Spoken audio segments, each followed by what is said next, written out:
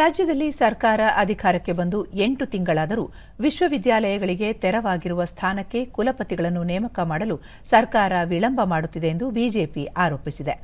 ಬೆಂಗಳೂರಿನ ಬಿಜೆಪಿ ಕಚೇರಿಯಲ್ಲಿ ಮಾಜಿ ಸಚಿವ ಡಾ ಸಿಎನ್ ಅಶ್ವತ್ಥನಾರಾಯಣ್ ಕುಲಪತಿಗಳ ಶೋಧನಾ ಸಮಿತಿ ಹೆಸರನ್ನು ಸೂಚಿಸಿ ಈಗಾಗಲೇ ಪಟ್ಟಿ ನೀಡಿದ್ದರೂ ಸರ್ಕಾರ ಪ್ರಕ್ರಿಯೆ ನಡೆಸುತ್ತಿಲ್ಲ, ವರದಿಯನ್ನು ರಾಜ್ಯಪಾಲರಿಗೂ ಕಳಿಸದೆ ಮುಖ್ಯಮಂತ್ರಿ ಕಚೇರಿಯಲ್ಲೇ ಇಟ್ಟುಕೊಳ್ಳಲಾಗಿದೆ, ಇದರಿಂದ ಶೈಕ್ಷಣಿಕ ಪ್ರಗತಿ ಕುಂಠಿತವಾಗಿದೆ ಎಂದು ಹೇಳಿದರು.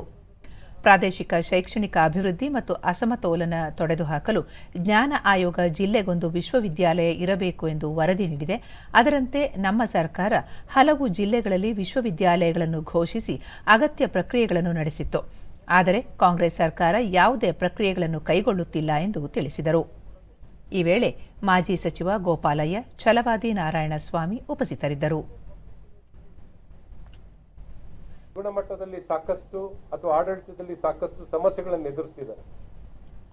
ಆರ್ಥಿಕ ಕೊರತೆ, ಸಿಬ್ಬಂದಿಗಳ ಕೊರತೆ ಮತ್ತು ಮುಖ್ಯಸ್ಥರ ಕೊರತೆ, ಕುಲಪತಿಗಳೇ ನೇಮಕ ಆಗಲಿಲ್ಲ ಅಂದ್ರೆ ಯಾವ ರೀತಿ ವಿಶ್ವವಿದ್ಯಾಲಯಗಳು ಕಾರ್ಯವನ್ನು ಮಾಡ್ಲಿಕ್ಕೆ ಸಾಧ್ಯವಾಗುತ್ತೆ? ತಾತ್ಕಾಲಿಕ ಇಂಟ್ರಮ್ ವೈಸ್ ಚಾನ್ಸಲರ್ ಇದ್ರೆ ಅಲ್ಲಿ ಏನೂ ನಿರ್ಣಯ ತಗೊಳ್ಳಕ್ಕಾಗಲ್ಲ.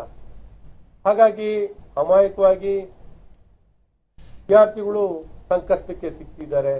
ಅಲ್ಲಿರುವಂತಹ ಸಿಬ್ಬಂದಿಗಳು, ಪ್ರಾಧ್ಯಾಪಕರು ಇವರಿಗೆಲ್ಲರಿಗೂ ಸಾಕಷ್ಟು ದೊಡ್ಡ ಮಟ್ಟದಲ್ಲಿ ವಿಶ್ವವಿದ್ಯಾನಿಲಯದಲ್ಲಿ ಅಫಿಲಿಯೇಟೆಡ್ ಕಾಲೇಜಸ್ ಇವೆಲ್ಲಕ್ಕೂ ಸಾಕಷ್ಟು ತೊಂದರೆ ಅನುಭವಿಸುವಂತದ್ದಾಗ್ತಿದೆ. ಹಾಗಾಗಿ ಬಹಳ ಪ್ರಮುಖವಾಗಿ ಹಣನೂ ಕೊಡಲ್ಲ, ನಿರ್ಣಯನೂ ತಗೊಳ್ಳಲ್ಲ, ಏನೂ ಮಾಡಲ್ಲ, ಸ್ಥಾನಗಳನ್ನು ಭರ್ತಿ ಮಾಡಲ್ಲ, ಅಥವಾ ಕುಲಪತಿಗಳ ನೇಮಕ ರುಟೀನ್ ಆಗಿ ಆಗ್ಬೇಕು.